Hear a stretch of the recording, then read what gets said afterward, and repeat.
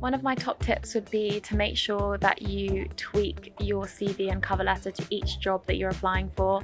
Recruiters can usually spot when it's copy and paste, so make sure you tweak it specifically to the job that you're applying for. So my first tip would be to look at the company you're applying to's website, look through any of their case studies, and that can be a really good thing to talk about if you get an interview with them, or to include in your cover letters, just to show that you've really understood what they do and add and develop to that. So one of my top tips would be that there is actually such a thing as being too prepared. Obviously prepare well for your interviews, but also don't be surprised if questions come up that you weren't planning for or expecting. Another top tip would be to apply early and also often, but definitely quality over quantity in terms of job applications. Don't just do it on a whim.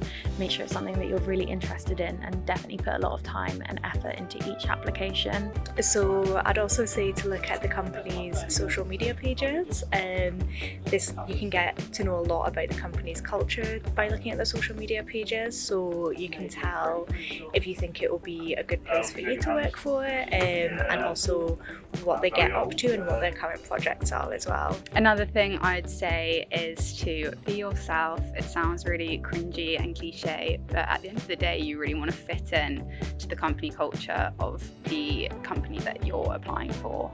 So if you pretend to be someone else, you probably won't. And one of my final tips would be to show genuine enthusiasm and passion. It definitely goes a long way in terms of when you're looking for a job and for when you're standing out against other candidates. I'd say look at the job roles.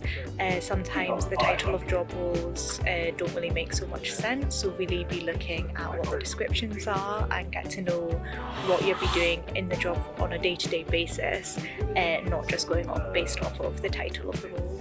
I think sometimes it will feel like it's never going to happen and you're going to get really, really disheartened, but at the end of the day, all it takes is one, so you've just got to keep going. Okay.